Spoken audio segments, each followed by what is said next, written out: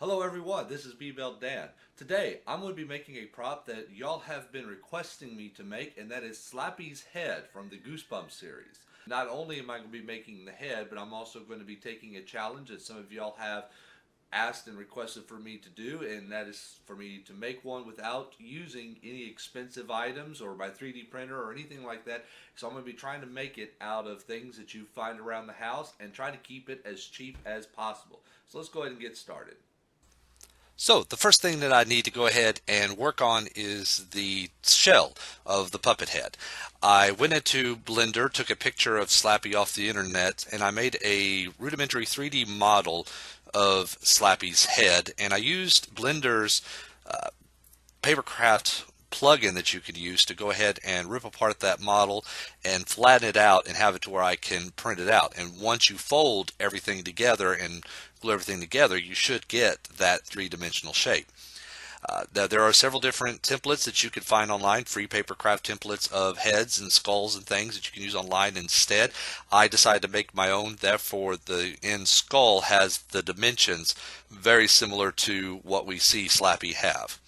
So here I'm checking through and showing you that one thing that Blender does do with its with its plugin is that it does number everything so you know how to put everything together. So if you're not good at puzzles, you just match up the numbers as you see here. Now I'm taking this and I'm drawing each one of these templates on a right and left. You just draw one side, flip it over onto the other side to get both your right and your left. And I'm cutting it out. You can use different types of materials. You can use paper, you can use thicker cardstock, poster board. I've decided to go with cardboard. It is a bit thicker, but it's a fine balance between lightweight, it being sturdy, and also it being flexible as well. So you can not only just bend it, but you can also kind of, curl it just a little bit and everything. But cardstock, thick cardstock or poster board would probably work just as well. You just need to make sure that you implement the tabs, the fold and glue tabs that inside the plugin. Now once you have everything cut out, I'm going through and I'm scoring everything where it's supposed to fold, just kind of just lightly cutting it halfway through with a knife. And now it's all just like putting a puzzle together, bending everything and gluing it. The glue that I'm using is a Loctite super glue. Loctite does not endorse me in any particular type of way or form. It's just what I decide to use. And the reason about why I'm using super glue over hot glue will indeed work if that's what you have, but super glue tends to kind of also get absorbed by the paper and the cardboard, and it makes it a lot stronger and sturdier, as you'll see me do a little bit later to reinforce joints. So I'm just going through and I'm working on the lower jaw and trying to piece it back together. And I eventually have to go back and trim a little bit more off of this because cardboard has an extra thickness to it. So it's not an exact size of what I'm needing, but you just go through and just trim things. And there's the other side of the mouthpiece. And I do the same thing, rinse and repeat with the head. Cut everything, glue everything together. Uh, if once again, you can use hot glue to do this, but if you do have super glue, I recommend using that. And it would be nice if you also had the accelerant so you don't have to waste all this time holding it together.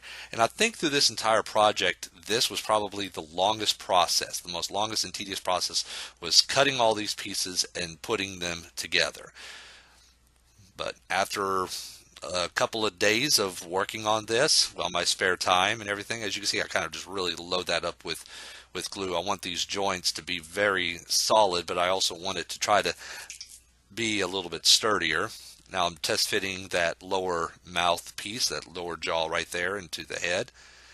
And I rinse and repeat everything onto the other side. And as you can see right there, there is a completed front portion of the mask. I don't have the back piece on yet because I want to need to get in there to do all of that, to do all the mechanisms. Now I'm switching over to hot glue. I feel like I could use it here, especially because it helps fill in voids. The two pieces didn't necessarily mesh together, but that hot glue really kind of helps keep that void inside there. Now I'm starting to work on the internal structure of it, because you need something to use to hinge the mouth on, because the mouth is a hinge, so it needs something to place on. So I'm just taking out 2 pieces of cardboard in the shape that I need, and I double it up to make it super strong, because once again, this is going to be a hinge point, a mechanical point. I don't want that to fail on me later on, so I just double it up for extra strength. Put the 2 pieces together, and I place it on the inside of the puppet, and that is going to be the hinge point where the mouth is going to be sitting. So doing the test fit, making sure that all the clearances are nice, everything looks good. Now from here I am making the hinge. I went to the store and bought some cheap little bamboo skewers. These are about 99 cents for a package of, I think, about 20 of them, and I'm using that as the hinge. So I poke a couple of holes, use a little bit of a drill that I just hand drill the holes into the cardboard and push it through, and as you can see, it works just well. It's once again about $1 for 20, if not 30 of those type of things. So it's a relatively cheap way to go ahead and make this mouth mechanism. So just test fit everything together before I go ahead and load in the mouth. Everything works, everything's moving. Just need to kind of widen it just a little bit. Now from here I'm working on the eyes. The eyes here, I just took two ping pong balls and cut them in half, and now I'm going to glue those in.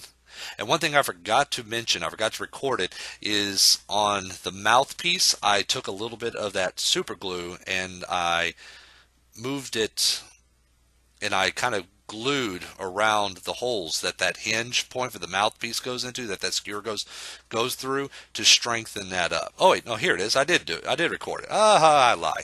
Yeah, so see, I'm just taking it. I don't want that to fall apart. I don't want that to tear apart overuse, especially since it's going to be having some tension on it with the bands that's going to cause the mouth to close shut. So I'm really kind of getting that glue all into that wood, soaked into that wood, and when it hardens, it's going to harden that cardboard. Did I say wood? I did say wood. The cardboard. It's going to harden it up. So right now I'm also taking some rubber bands and putting those on, because those rubber bands is going to be what's going to cause the mouth to close shut. There'll be a string that you'll see later that causes it to open up, but the rubber bands will cause it to close. And I eventually replaced these rubber bands, because they were old rubber bands, with a black piece of elastic, which you may see a little bit later. But the black elastic cloth bands, that actually works out very well. The tension held out, was very nice. And you can see here, there's the 2 rubber bands. I have them temporarily tacked into place, and I'm testing out the mechanism, and everything's working fine. So from here, as I have the 1/2-inch PVC pipe with also the adapter that's going to be used to connect everything to the head, and this is also going to be the stick where the mechanism is going to be, where I use to open and close the mouth. And that little washer will help me. You see here I have a hole drilled in through a piece of cardboard.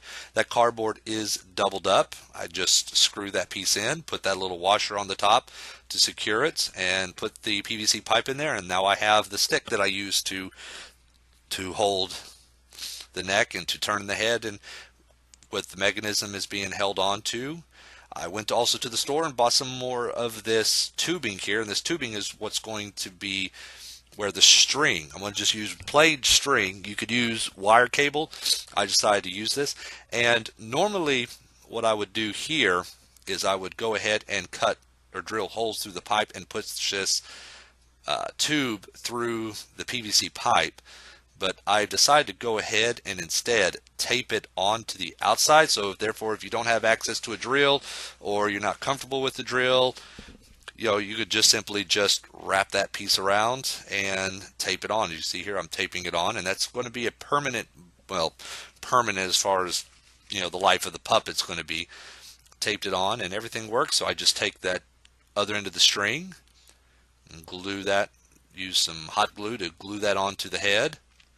And you got to use a lot of I use a lot of hot glue, a lot of hot glue on it. I had to straighten out because if you twist that pipe or that hose, it was putting too much tension on it. But after that, and putting a ring on it, as you can see right there, that's the best way that I found to grab a hold of it and to manipulate the puppet. But it does indeed work. So now that I have that mechanism all good and set, now it is time for me to go ahead and make the neck. I just take a strip of cardboard, and as long as you are bending it, with the way that the corrugation goes and not against it, it's very easy to kind of mold that and shape that. So I get it to the size I want, cut it, super glue it, and trim it. Now comes the fun part where I got the shell, so now I need to go ahead and start applying the skin. What I am doing is a very simple paper mache mix. All it is just 1 cup of water to 1 cup of flour, so it's a 1-to-1 ratio. I put a little bit more water in it, almost an extra half a cup, because for me I like to have my paper mache a little bit runnier, as you can see here. And I'm making a bit of a mess, but it's starting to get it just the way I want. Make more of a mess. Got it just the way I want it. Yeah, it's right to consistency. Now I'm done. Time to clean up the mess because Mama taught me right.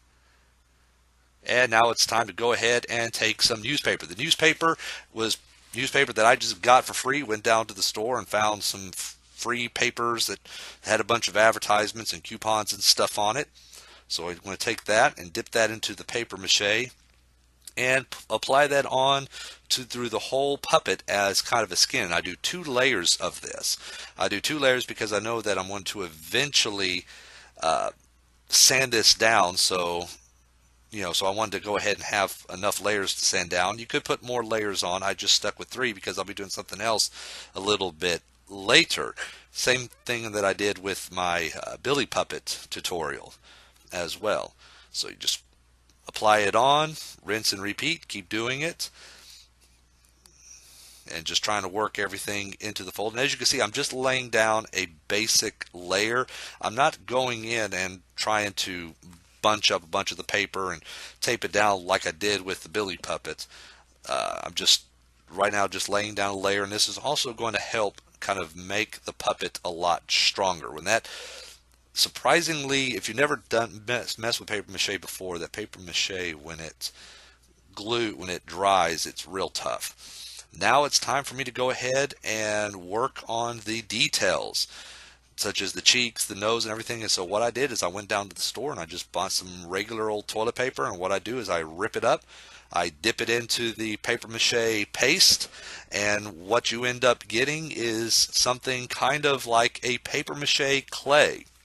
Now there's a lot of little tutorials and ingredients online for paper mache.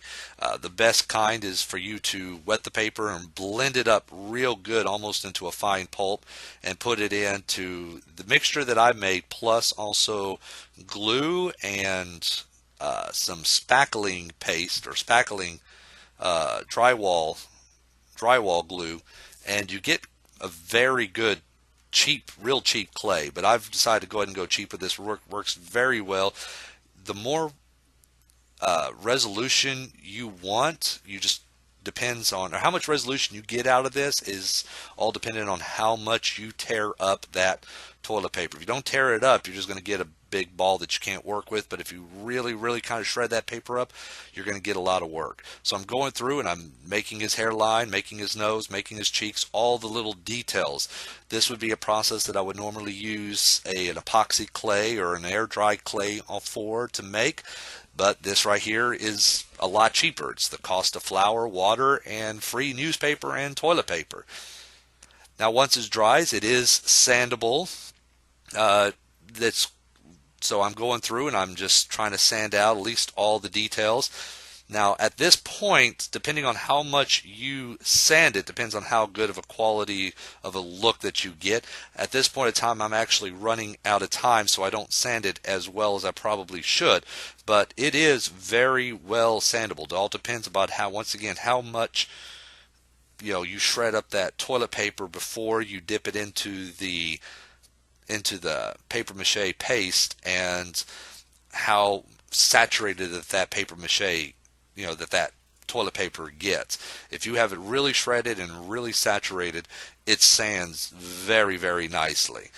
So once I got it through a pretty basic sanding, once again, I'm kind of rushed through this, I go ahead and I dust the whole thing with a primer, you might say, of white paint. I probably should have took this outside and put some primer on it, but I'm just using white acrylic. It works. Because the primary reason about why I'm doing this is, one, so it's the paper mache is not going to soak up any of these paints because the paper itself is already soaked up all that paper mache. But it helps, not if there's like any newspaper or anything, it doesn't bleed through to the next layer. So I just give it a coat of white paint, a coat of brown paint for all the hair, and then a flesh tone for the whole skin. And I start doing the details of the eyes.